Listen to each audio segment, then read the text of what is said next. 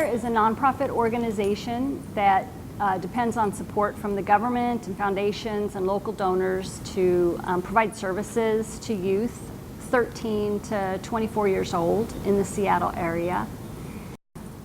We have housing programs that provide emergency shelter or transitional living or supportive living for a wide range of youth. And then we have the James W. Ray Orion Center, which is in downtown Seattle, and it's a drop-in center for young people to come in and get meals, meet with a case manager, get assistance with any crises that are happening. We have meals and showers and lockers and clean clothes. And in addition, we have a Seattle Public School on site, and we have 4 opportunities for young people to be paid to be trained towards getting employment and having moving towards self-sufficiency. TLPs are transitional living programs, and so Youth Care has 3 TLPs. These are homes that have 10 to 12 beds in them for young people, and they can live there for a year or more. They're staffed 24 hours a day, and it's where they can learn how to live with other people, get along with other people, and transition into a more stable and safe lifestyle. So if young people come into the Orion Center with special medical needs, we try to meet their dietary needs as best we can. We serve 3 meals a day and a snack, and we try to provide vegan options if we can, vegetarian options, and as best we can, we provide gluten-free or sugar-free meals. We are not always able to do that because we're dependent on a lot of food donations, and we have some limitations as to what food we can provide. So in the homeless population, it is very, very important that youth services be separated from adult services. The adult population is really rife with adults who can do a lot of harm and damage to younger people. Even a young person who's very resilient and very tough and street savvy can be victimized fairly easily by an older person who's more resilient and more savvy than them. So youth homeless services are separated, and their needs are really very unique. A young person who is homeless and unemployed and facing some difficulties needs some sustained support, and then they can actually move out of homelessness and have a regular life. Homeless services for adults are often providing some very basic services to keep people sheltered and fed, but the goal isn't necessarily to move them out of homelessness. So the services for youth are very, very different. Also, young people are developmentally challenged in some of their decision making, and their social needs are very different from adults. And it's important to look after that, because if we don't meet their social needs and meet their developmental needs, they can find themselves in a lot more trouble. Homeless population sees a disproportionate number of youth who are queer or coming out or experimenting with their gender identity or their sexual identity. A lot of these young people are rejected by their families or their communities or their schools, and those become unsafe places for them. So Youth Care, the Orion Center are very queer-friendly sites for young people. Trauma is a really big issue for many, many people, but in particular for young people who are facing homelessness. Many of them have witnessed violence in the home or have been the the victim of violence. Trauma can really complicate the difficulties a young person is having. It can make it so they don't handle their emotions very well. They can seem very confused in the way they deal with different situations that come up. Trauma really impacts your coping mechanisms in the most basic way, and I would say almost all the young people that we work with are traumatized because they aren't living in a stable situation, and that's traumatic. Homelessness in general is on the rise, and specifically for young people it's really increasing. Our numbers in all of our programs have really shot up in the last 2 years. Part of that is because families are increasingly unstable because of the economy, because of a breakdown of communities of different kinds. There just seems to be, in general, a strain on most Americans, and that strain rains down to young people.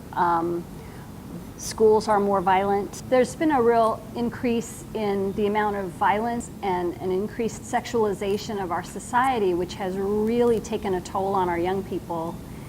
The world is less safe for them. It's less nurturing. It's tougher on everyone, and young people are really paying the price for that. And as in this current economy, when families get strained, it is the older children in the house who either leave because the situation's untenable, or they're kicked out because their parents or their families can't support and afford them anymore. Families that were already having difficulty have not been able to stay together under this current climate. So I think we are in a society where young people grow up pretty quickly, and we have foisted more on them than they actually can handle. They aren't ready to be independent and to be on their own, even though they act like they might want to. They are still young and need a lot of support and attention. One of the biggest challenges for homeless youth is for them to get enough sleep, and that's a basic need, along with eating and having love and acceptance, is sleeping. And we see a lot of young people who are exhausted, and with the lack of sleep, even if you see a kid and they've got a sleeping bag and there's stuff with them and they look like they're doing just fine, they are not well rested, and they tend to get sick and they don't eat good foods, and in general they're in deteriorating health, and the lack of sleep can add to being overreactive and being emotional and having difficulty coping with different situations. It's very hard for the 1,000 young people that we have sleeping outside. It's hard for them to find places where they're safe and where they can actually sleep. What we find is that young people who don't get shelter try to sleep during the day if they can, and then the nighttime, when it's less safe, they try to stay awake and run around a little bit with friends and ride the buses and keep on the move to stay out of trouble, and then sleep during the day.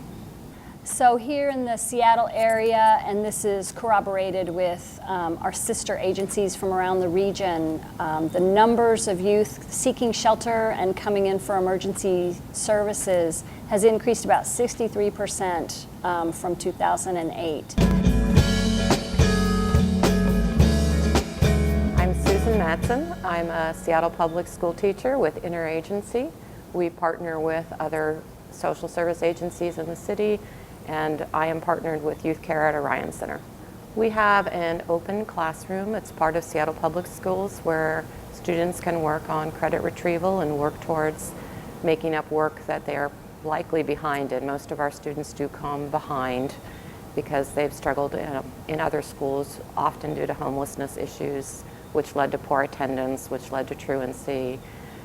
We also have a large percentage of students who are special ed for in various categories. Learning disabilities is a big one, emotional, social behavior problems. And we have kids that have just kind of fallen off the grid for various reasons. Maybe they had a child earlier than expected. Maybe their family was suffering medical problems that led to bankruptcy and homelessness. I've had students that need to take their parent on a dialysis schedule that's pretty tough, and that has made them late to class in their traditional schools, and then a loss of credit there. So they just get behind and they get discouraged and they fall off. And we have tried to catch those kids again and let them know that there is hope and that they can complete their high school education. They may not be able to do it on time by 18, but at least they get it done by 19. Some of them are 20. You have a right to a free public education through 21. Some of our students are 21 when they graduate, but there's still quite a sense of accomplishment that they got it done.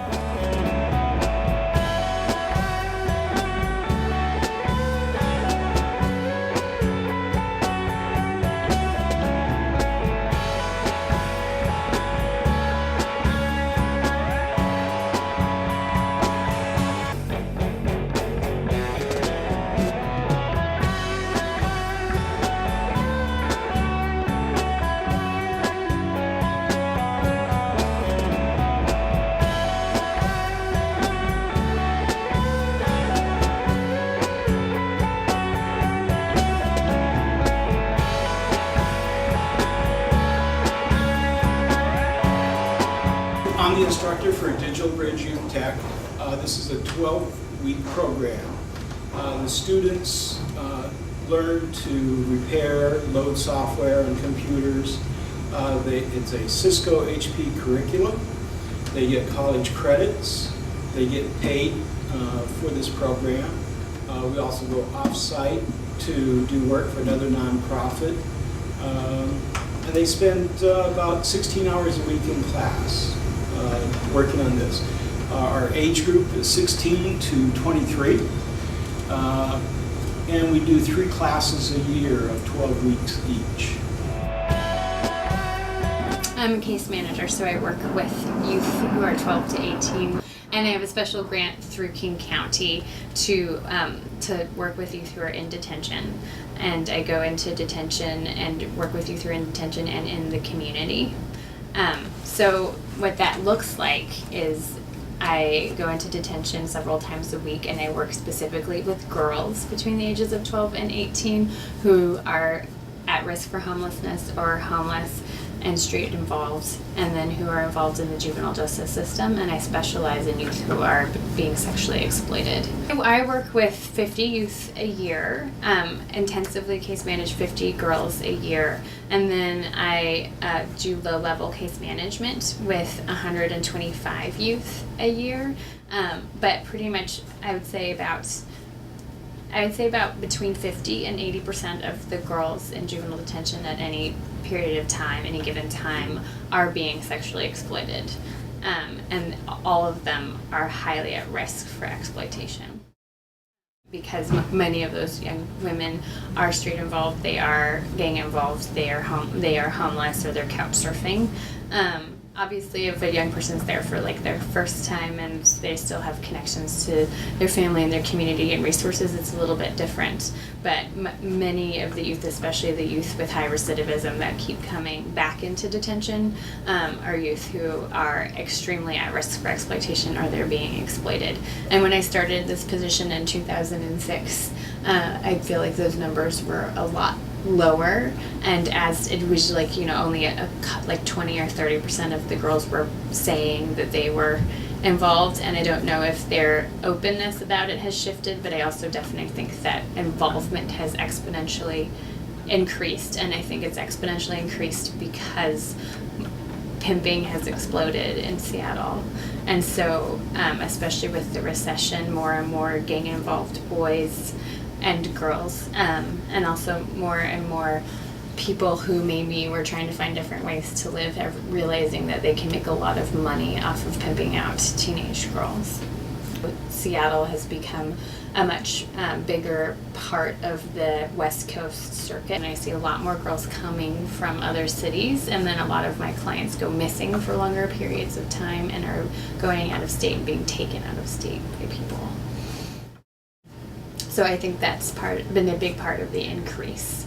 Is definitely Seattle being on the circuit. And I also have heard, and I don't have a source for this, but I've heard not only from statistics, but also from clients and from just kind of a various degrees of people and types of people, that Seattle actually has one of the highest rates per capita of youth involved in prostitution and who are being commercially sexually exploited. We have a very significant issue here, and so naturally a lot of the young women who are in juvenile detention or that are coming into drop-in center pretty much within 2 or 3 weeks on the streets, they are being exposed to pimps trying to recruit them and groom them, and they're very good at knowing what these girls need to hear and want to hear. There are many boys who are involved. It's actually a lot harder to find the boys because they aren't being picked up and they're not being brought in and they're not being caught in drop-in centers and resource centers. And so even if they're there, which I think there's a lot of young men who are being exploited who are there,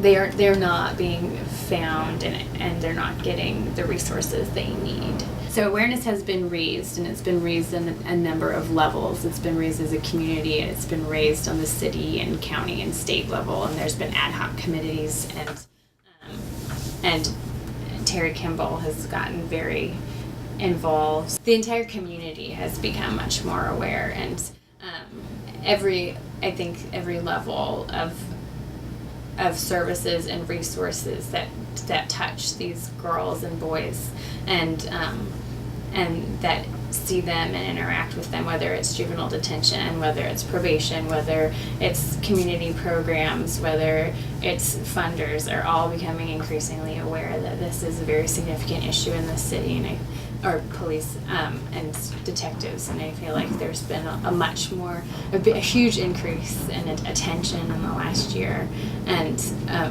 investment in trying to make a very large change and to provide the resources that are necessary for these young women. And through that process, actually, Youth Care has gotten funding to start the first program in the Northwest and the second program on the West Coast, specifically targeted to provide service, to provide housing and extensive comprehensive services for youth who have been exploited, domestic trafficking victims, and involved in prostitution. What happens to many, many young women who are on the streets is usually within a few weeks.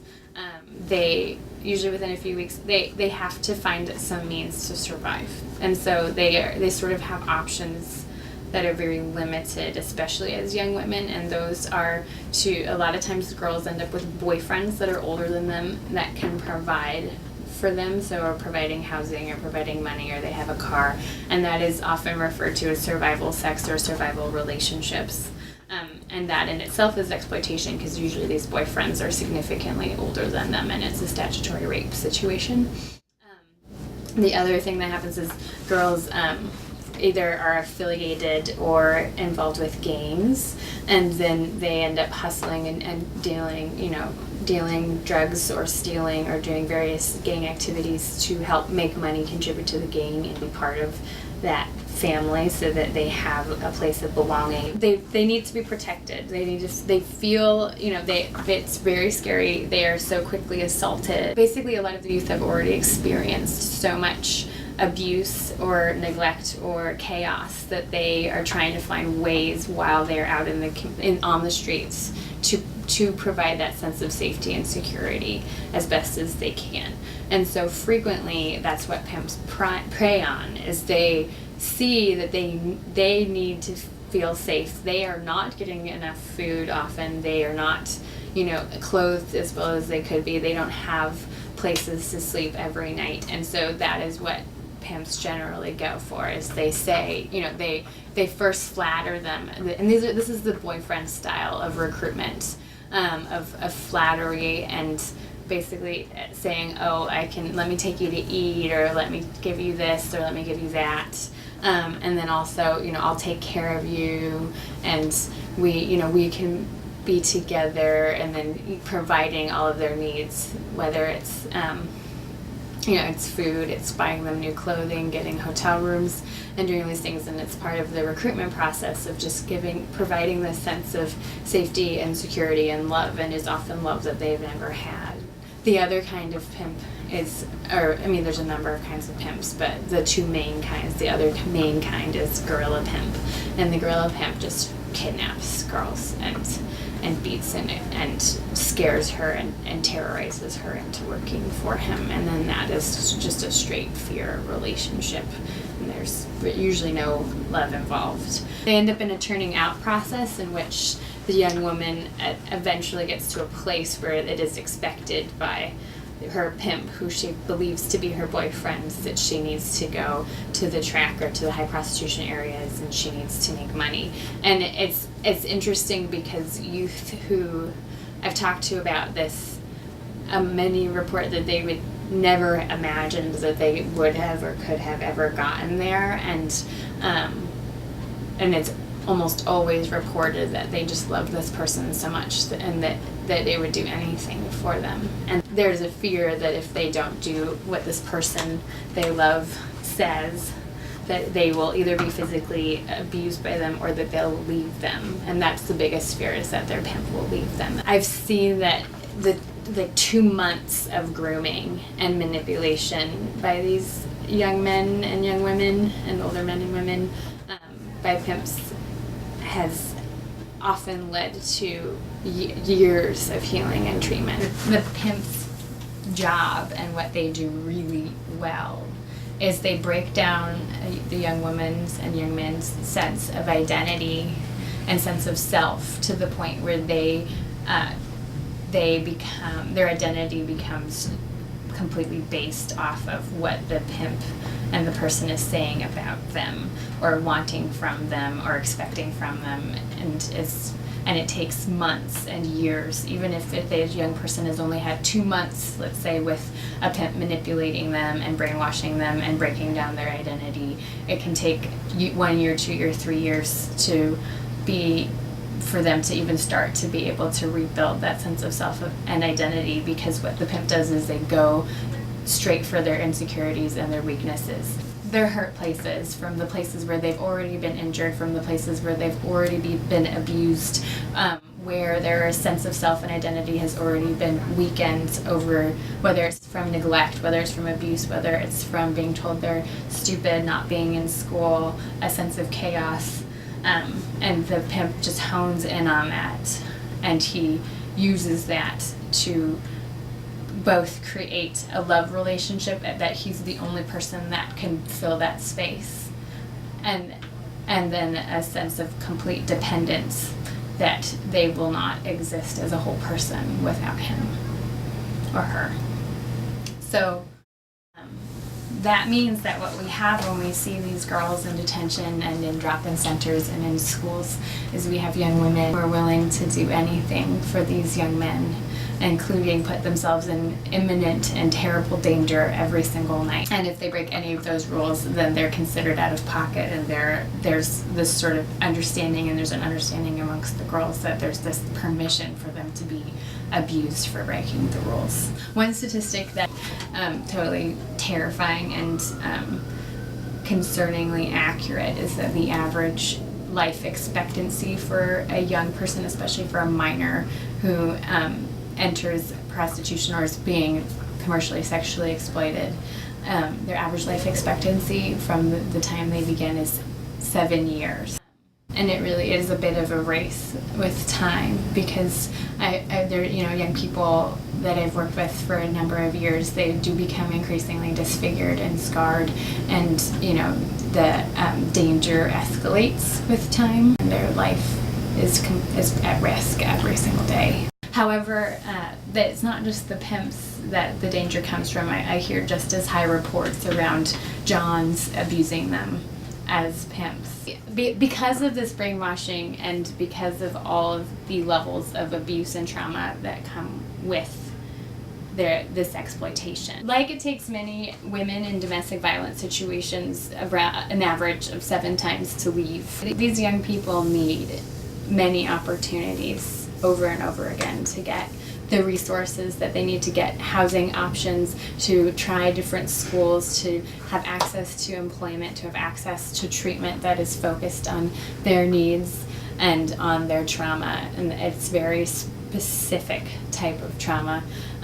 And they need the opportunity to access these things over and over and over again, because it takes a woman in a domestic violence relationship an average of 7 times of leaving and going back and leaving and going back before they can leave their abuser for good. And I feel like it often takes these young women that many times or more because of the level of control and brainwash and sort of identity theft that happens through this process.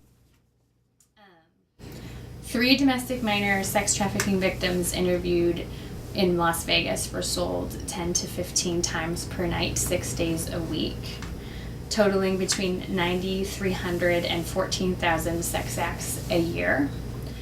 Over 18 months, 207 children were arrested for soliciting prostitution in Las Vegas. If they also were sold for 10 to 15 sex acts per night for a year, buyers purchased between 645,840 and 968,760 sex acts from children, just from those numbers. And those were the youth that were found. And so that means that millions of sex acts are purchased in one city alone from children every year. I believe in